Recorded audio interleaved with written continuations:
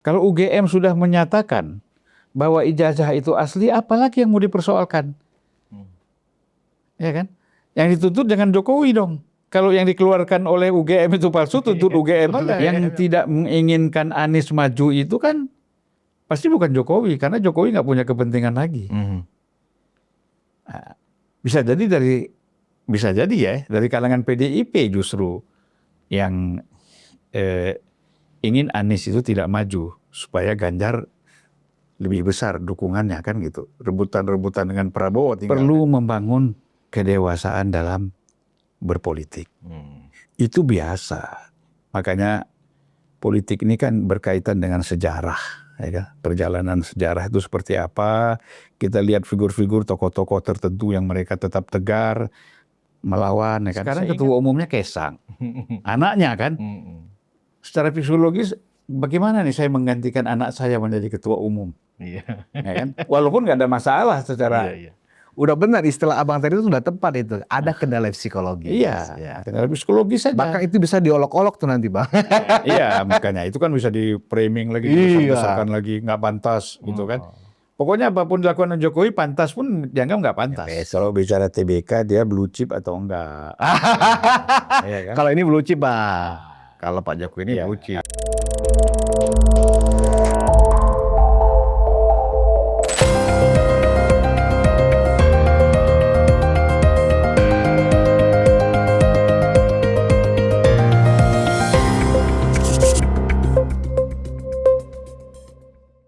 Bismillahirrahmanirrahim. Assalamualaikum warahmatullahi wabarakatuh. Waalaikumsalam warahmatullahi wabarakatuh. Penonton Zulfan Linden Review, kembali kita berjumpa di akhir bulan Mei 2025. Ini sudah hampir sebulan ya Zulfan Linden Review nggak menemui Anda.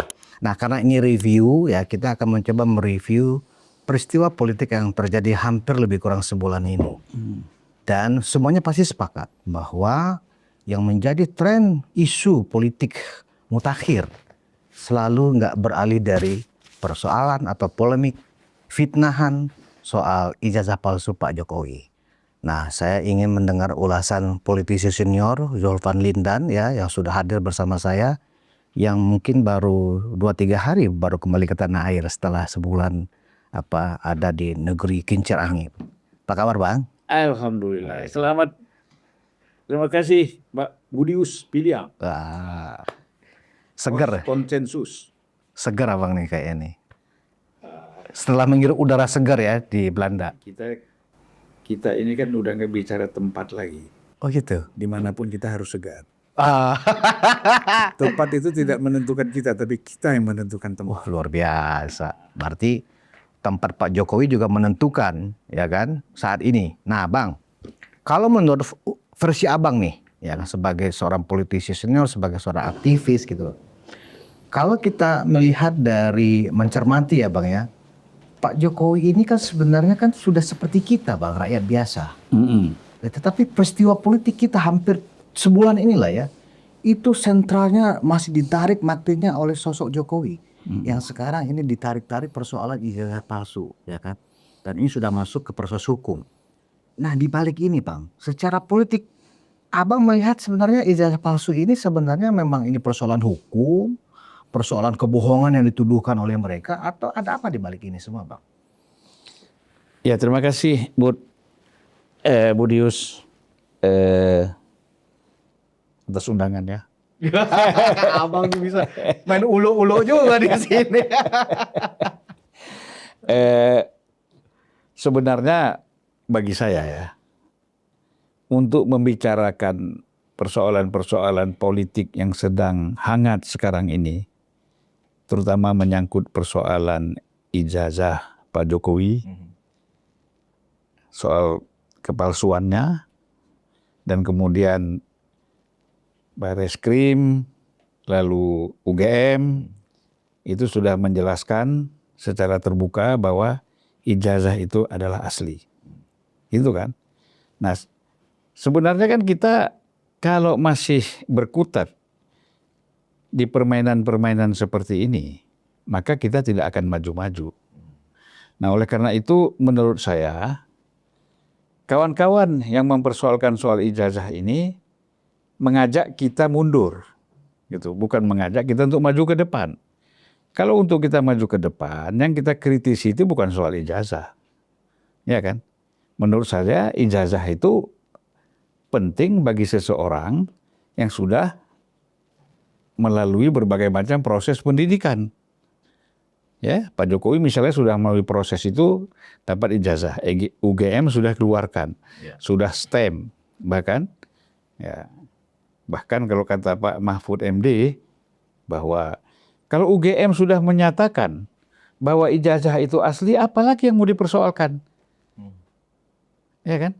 Yang dituntut jangan Jokowi dong. Kalau yang dikeluarkan oleh UGM itu palsu, tuntut UGM aja. yang mengeluarkan. Itu kata Pak Mahfud. Logiknya seperti itu. Masuk logiknya ya. Nah, tapi kan karena orang-orang ini memang dasarnya ada kebencian, ketidaksenangan kepada Jokowi, akhirnya terus yang menjadi target itu adalah Jokowi.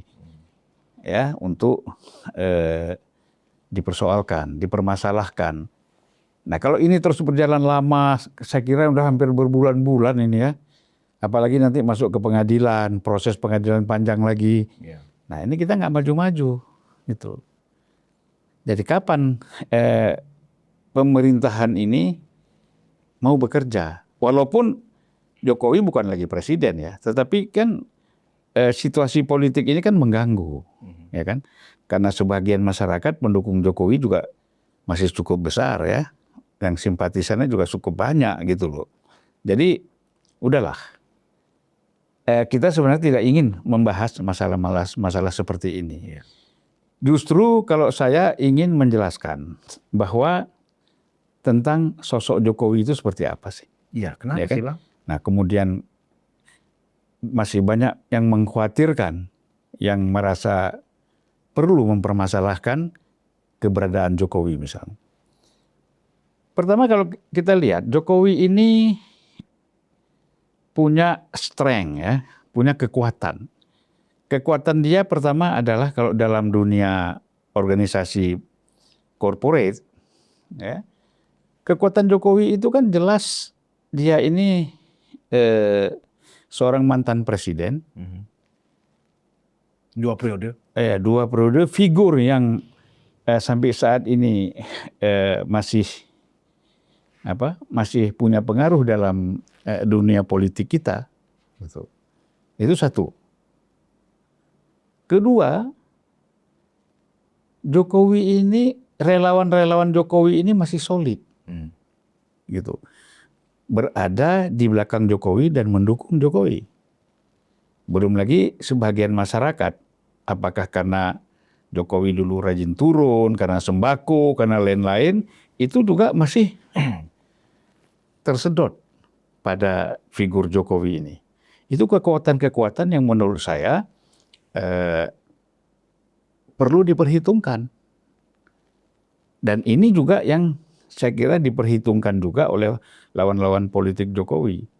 Nah, makanya mereka ingin merobohkan kekuatan-kekuatan Jokowi ini dengan merusak citra Jokowi dengan ijazah palsu dan lain-lain. Kan gitu. Nah, kemudian kita lihat bahwa Jokowi juga dicari, ya kan, kelemahan-kelemahannya kan, apa sih kelemahan Jokowi? Lalu kita lihat dipersoalkanlah soal dinasti, politik dinasti. Kemudian termasuk tadi ijazah palsu, ya. Kemudian Jokowi dianggap banyak berbohong, misalnya, ya kan? Itu kan anggapan-anggapan semua. SMK, ya kan? Ya, itu kan semua. Jadi yang dicari adalah kelemahan-kelemahan, tapi bukan kesuksesan. Ya memang kalau lawan politik nggak mungkin bicara kesuksesan kita, pasti yang dicari adalah kelemahan-kelemahan. Yang nggak ada pun bisa jadi ada gitu loh, ditambah-tambah ya kan. Tetapi kalau kelebihan-kelebihan lawan politik itu pasti mengurangi kelebihan kita gitu. Nah kemudian Jokowi ini juga figurnya ini mempunyai kesempatan besar juga untuk dia tetap tampil di dalam panggung politik kita. Gitu. Kesempatan itu kan besar. Selama relawan-relawan itu solid. Dan orang-orang yang simpatik kepada Jokowi tetap solid. Sampai mungkin 5-10 tahun. Ya. Nah ini yang menurut saya ini adalah peluang Jokowi untuk kembali muncul dalam panggung politik nasional kita gitu ya. Nah persoalannya sekarang Jokowi mau apa enggak?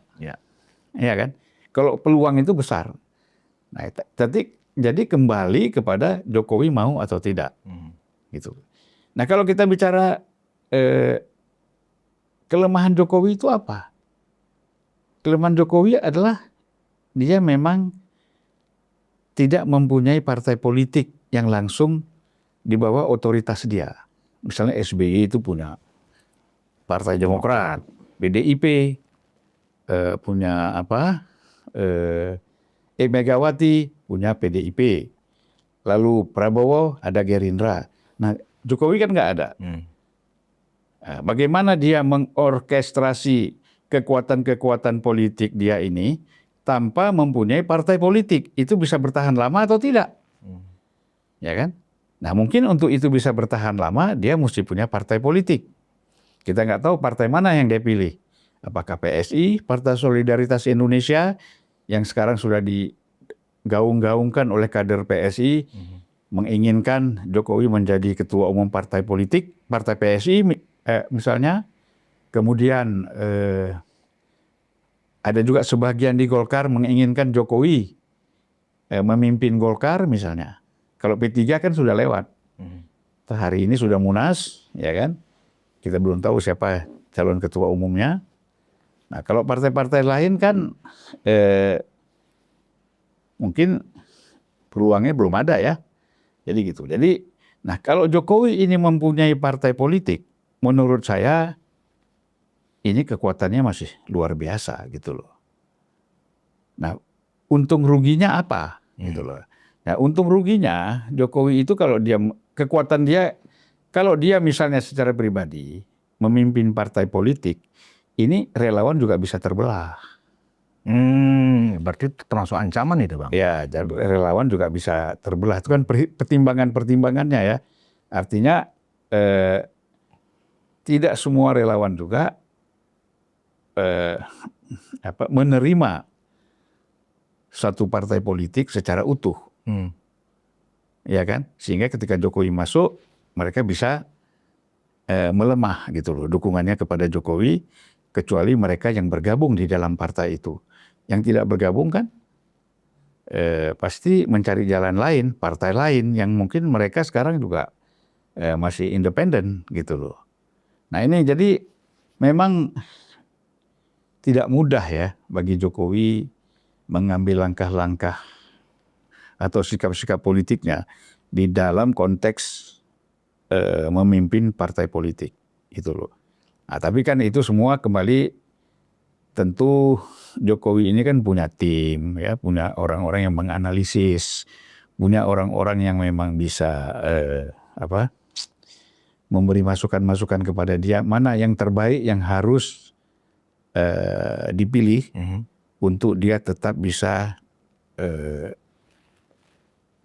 hadir dalam panggung politik nasional, apakah berpartai ataukah non partai misalnya, ya kan? Nah ini penting sekali gitu loh, karena ini sebagai mantan presiden ya, 2 periode dan unik gitu loh, karena kalau kita bicara misalnya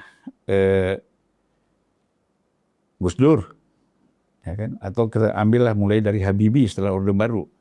Setelah Habibie nggak jadi presiden, pendukung ada kecil, yaitu kalangan ICMI kan gitu. Atau kalangan-kalangan, ya menurut saya tidak kecil lah. Kemudian juga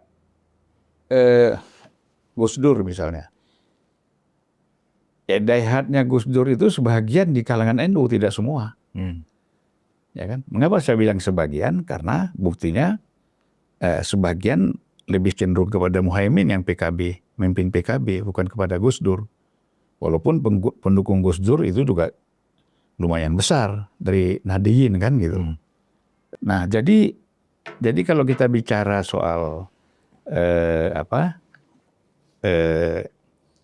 persoalan kehadiran Jokowi itu kan bukan persoalan mudah ya di dalam masuk pada panggung politik ini.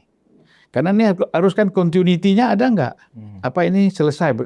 Begitu nanti sidang ijazah palsu ini selesai, ada keputusan, bagaimana kelanjutan politik Jokowi di dalam panggung politik nasional ini?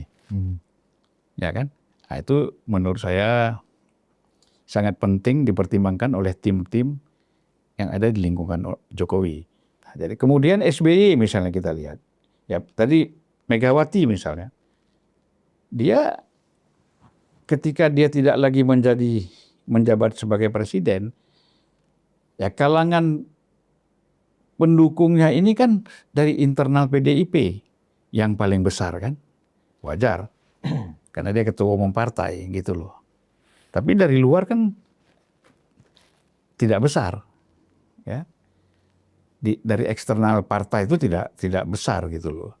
SBY juga seperti itu, kalangan Demokrat saja. Tapi Jokowi ini kan unik gitu loh. Setelah tidak menjadi presiden dan tidak punya partai, tapi pendukungnya besar dari kalangan masyarakat lewat relawan, terus simpatisan gitu loh. Dari hasil 10 tahun yang dia bangun berkomunikasi dengan masyarakat.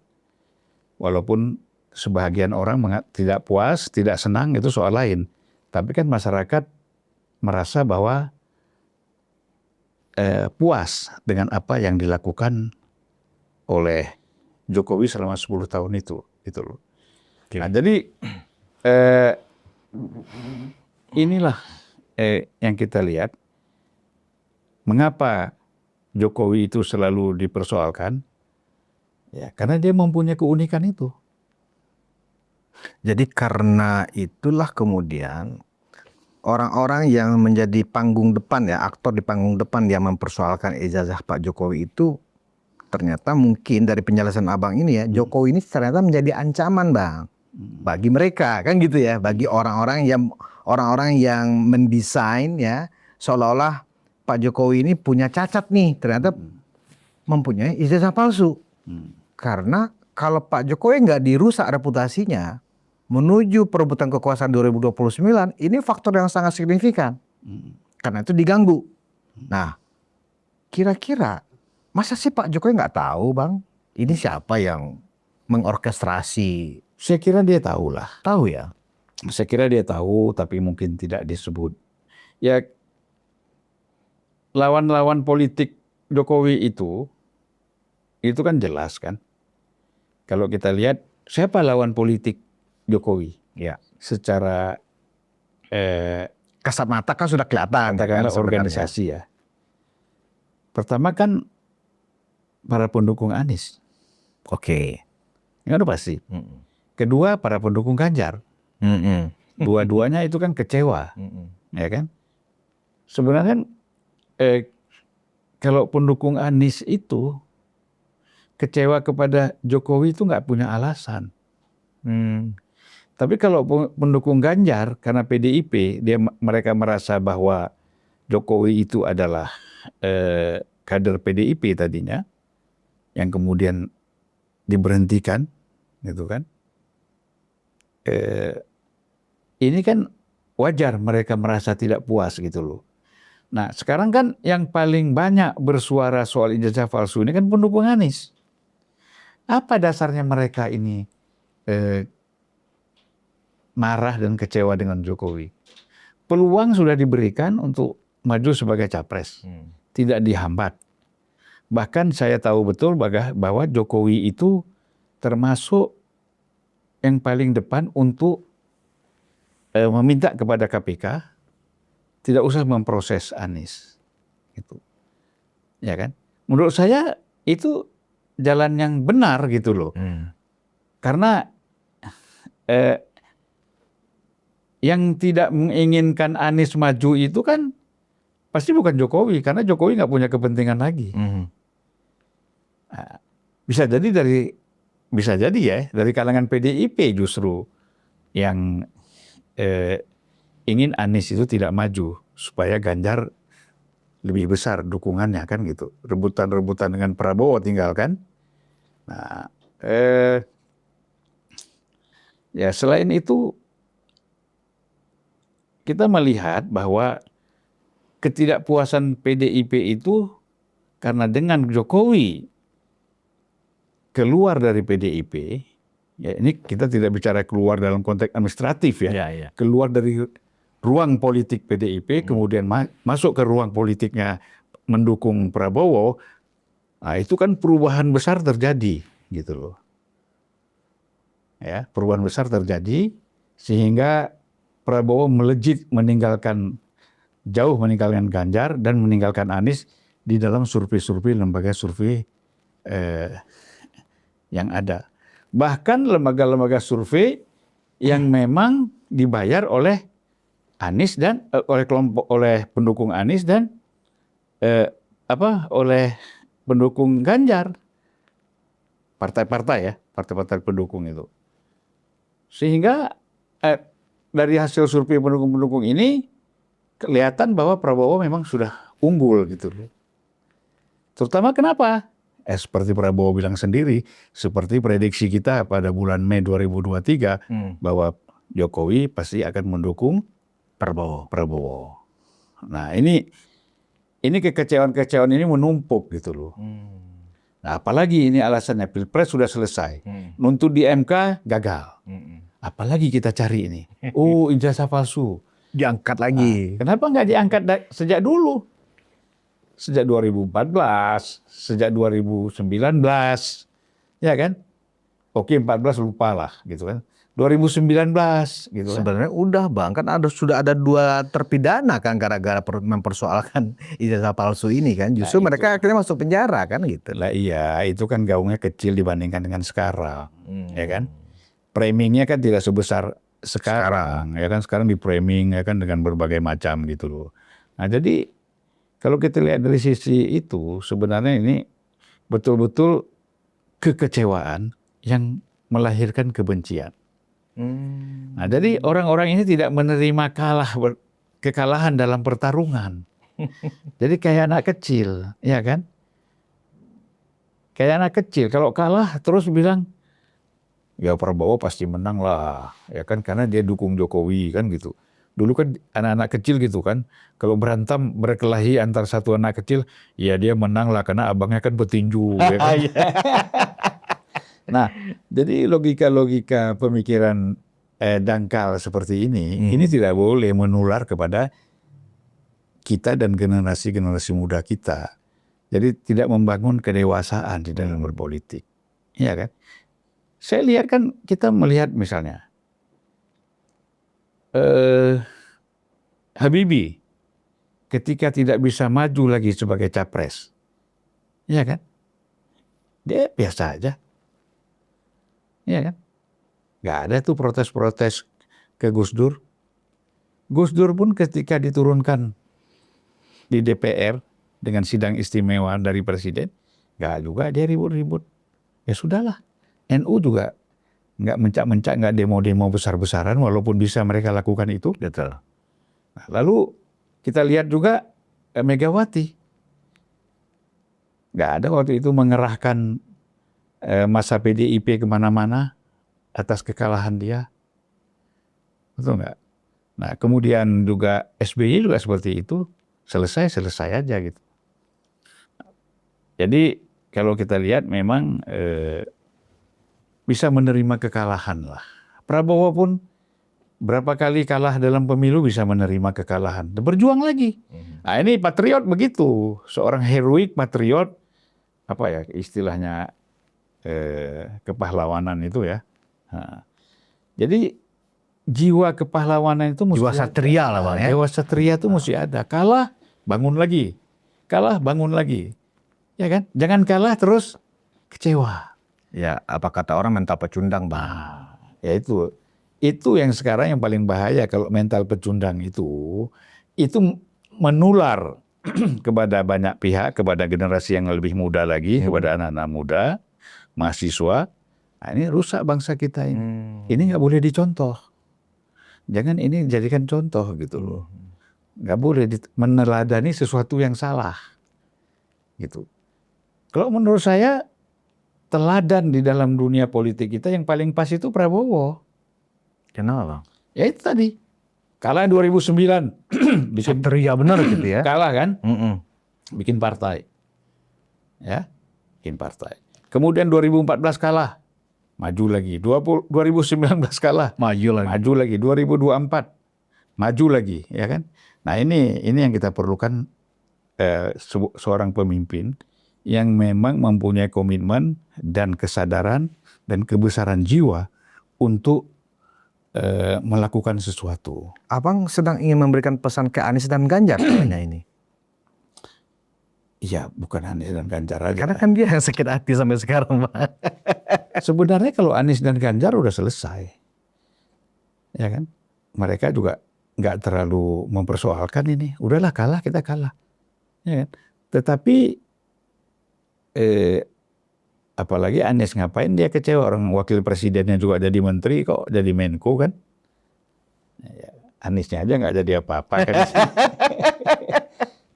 Nah jadi kalau kita lihat dari sisi ini perlu membangun kedewasaan dalam berpolitik. Itu biasa.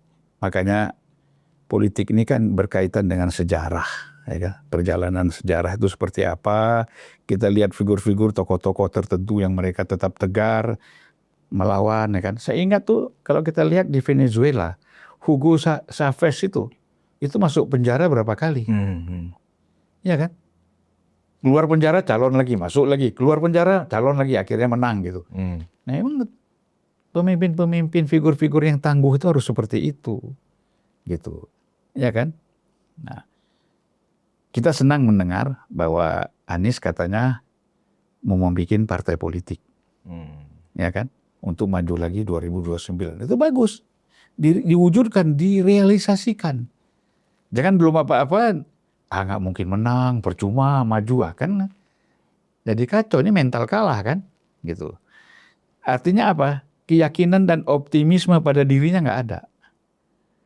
Gitu. Apakah faktor Jokowi ini sesuatu yang masih menghantui para tokoh-tokoh yang masih bersemangat untuk menjadi kandidat capres, Bang? Ya begini, buat mereka ini sebenarnya kalau kita lihat dari tuntutan dari Purnawirawan dan sebagian orang-orang yang membenci ini kan berkaitan dengan Gibran.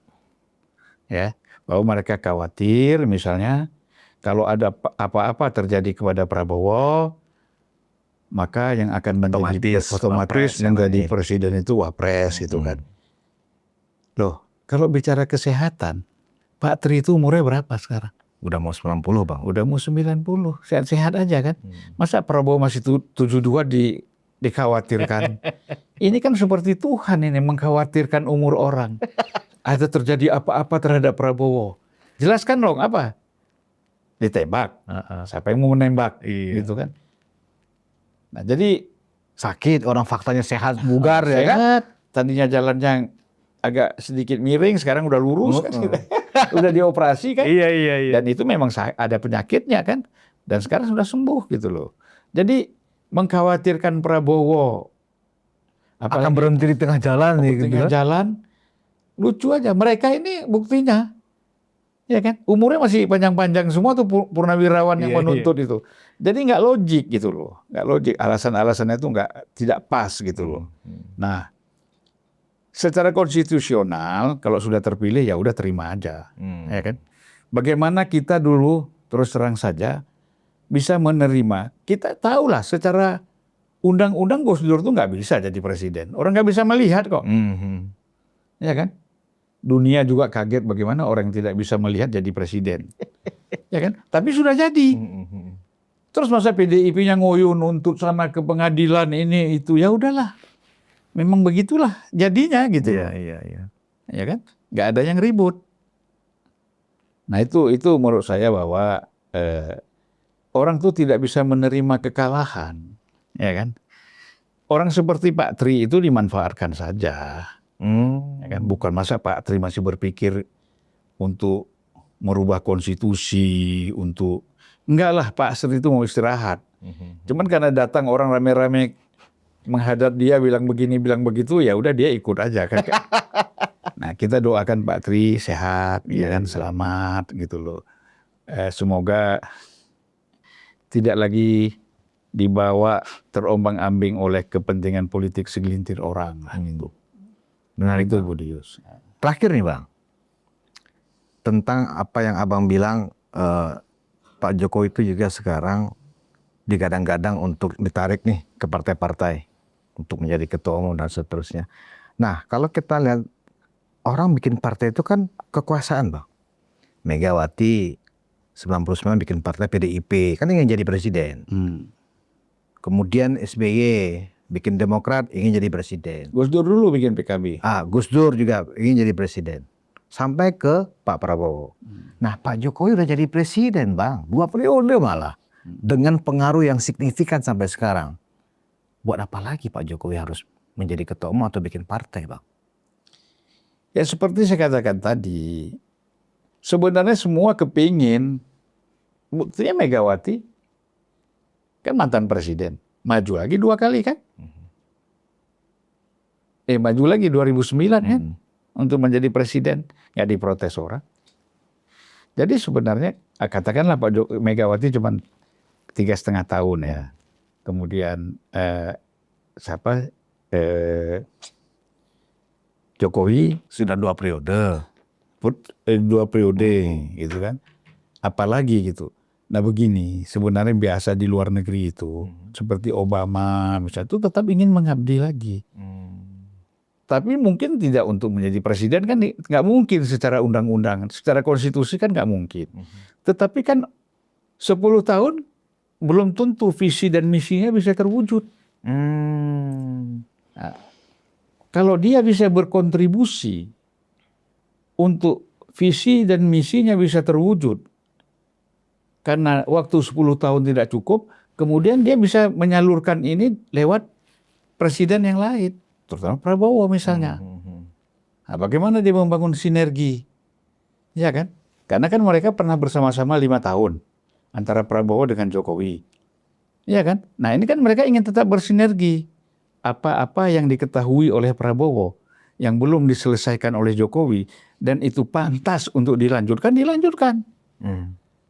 Gitu loh. Nah, kepentingan Jokowi di sini apa? Mendorong ini, menjaga ini. Dengan apa? Dengan kekuatan tadi, figur dia sebagai mantan presiden, punya relawan, kemudian punya akses politik, ya kan, ke banyak tempat, gitu, termasuk ke partai politik. Ya dia bisa lakukan itu. Apakah harus berpartai, Bang, kalau Nah, gitu? makanya itu kan tadi kita bilang pilihan. Pilihannya tergantung Jokowi. Kalau menurut Abang sebagai teman, saran lah ya.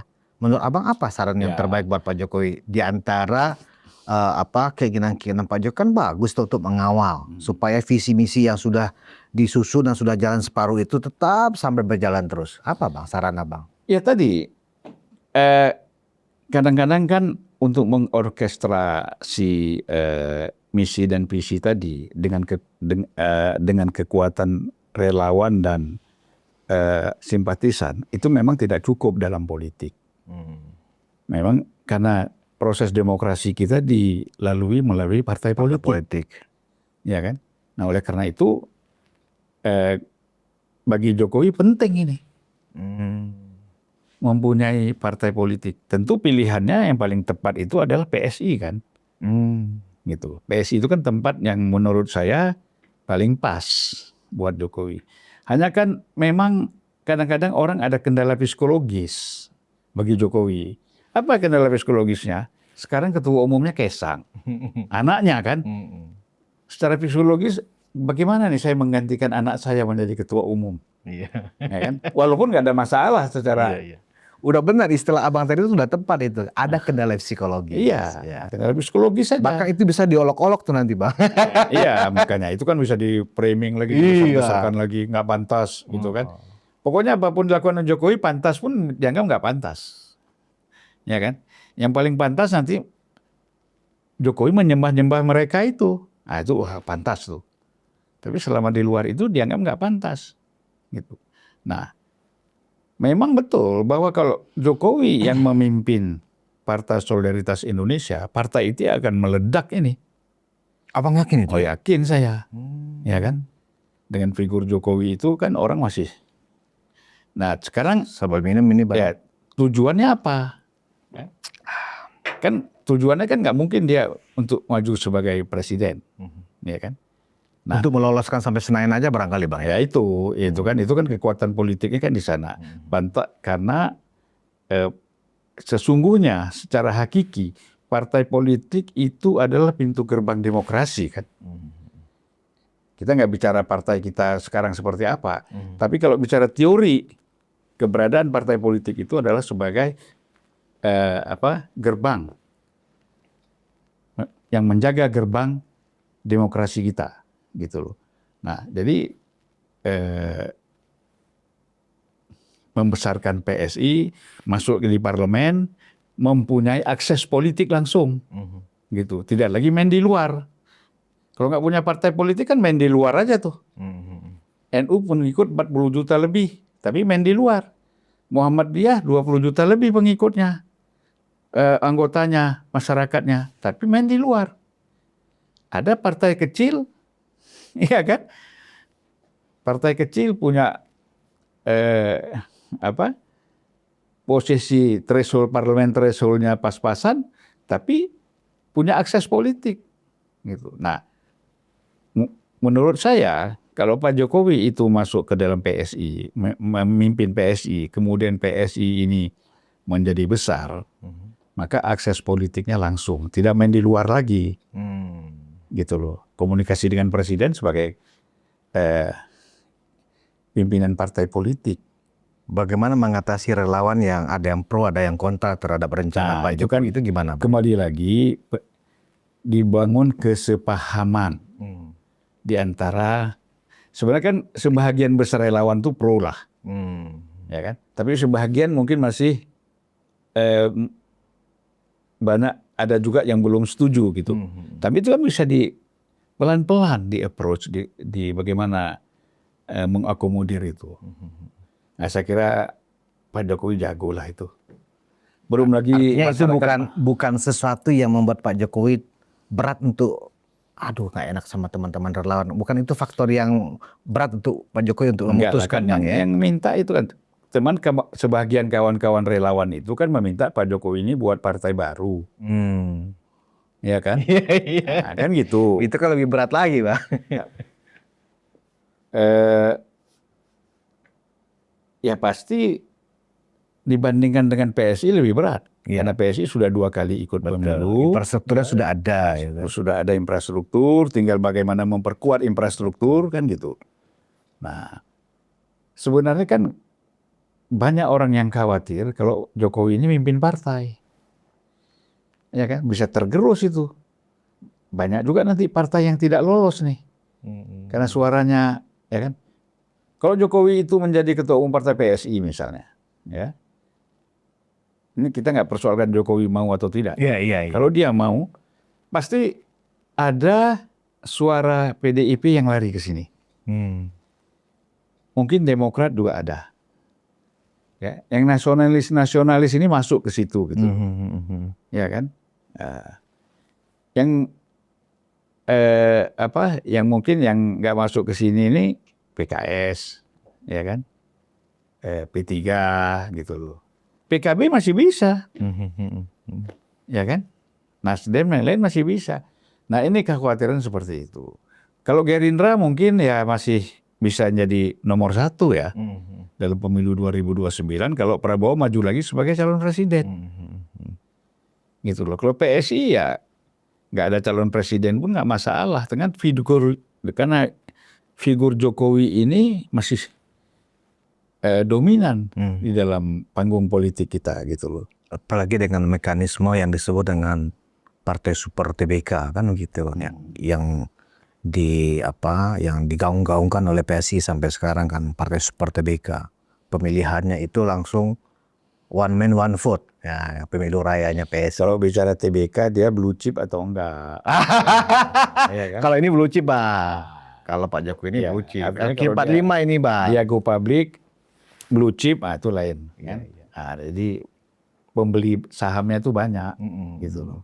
Jadi, nah, saya menduganya juga begitu, Bang. Kalau misalnya Pak Jokowi menerima ya pinangan PSI ini sebagai ketua umum, yang akan terjadi nanti ini dugaan saya, Bang ya. Loyalis dan simpatisan Pak Jokowi ini kan jutaan, Bang, puluhan juta ya kan. Yang akan terjadi menurut saya sampai 2027 itu ledakan jumlah KTA, Bang. PSI.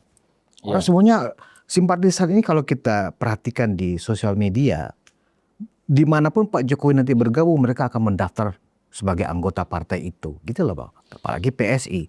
Iya, kalau relawan nggak perlu lagi ada partai, ada kartu anggota atau tidak. Yang penting kan mereka tetap mendukung Jokowi, ya kan? Jadi itu formalitas lah untuk menjadi pengurus, ya kan? Jadi pengurus dari ranting, cabang terus sampai ke provinsi dan pusat. Tetapi kalau pendukung kan seperti relawan tetap aja nggak usah menjadi anggota partai. Tapi mereka kan fokus mereka kan mendukung Jokowi. Gitu. Oh, di mana ada Jokowi kita situ. Gitu. Meskipun tidak menjadi anggota PSI, tidak terlalu penting, gitu loh. Ya, ledakan itu mungkin bisa jadi di luar relawan ya. Orang-orang yang tadinya masih pilih-pilih, kan banyak yang kecewa juga sama partai-partai politik yang sudah ada, misalnya janji-janji nggak ditepati. Banyak anggota DPR yang nggak pernah datang ke konstituennya, padahal ada anggaran dari DPR untuk mereka harus hadir di konstituen, tapi tidak hadir misalnya. Ini kan kecewaan banyak. Ini mungkin akan lihat ada peluang perubahan dan harapan pada PSI yang dipimpin oleh Jokowi gitu. Abang tetap yakin itu nanti, misalnya nih Pak Jokowi sudah menjadi ketua umum PSI, kan Pak Jokowi suka jalan ke daerah-daerah berkunjung, ya kan? Berarti kan yang atribusi Pak Jokowi nanti kan ketua umum PSI kan begitu, Bang. Kalau PSI itu kan istilahnya Mas Bro kan begitu, berarti Mas Bro Jokowi kan gitu, Bang, istilahnya. Kira-kira ini masih akan menjadi daya tarik gak sih, Bang, ketika Pak Jokowi sudah punya semacam stempel sebagai ketum PSI, bukan lagi sebagai presiden ke-7. Kira-kira menurut Abang dugaannya seperti apa? Ya begini, ikatan batin Jokowi dengan kelompok masyarakat yang luas ini, yang selama 10 tahun banyak mendapat bantuan dari Jokowi, apapun alasannya lah, bansos segala macam. Orang melihat infrastruktur misalnya ya, mereka tetap respect kepada Jokowi. Maka cekatkan tadi, mereka tidak melihat Jokowi sebagai PSI atau tidak, tapi mereka figur Jokowinya gitu loh. Nah, disitulah PSI berkepentingan, ya. Jadi jangan ini ada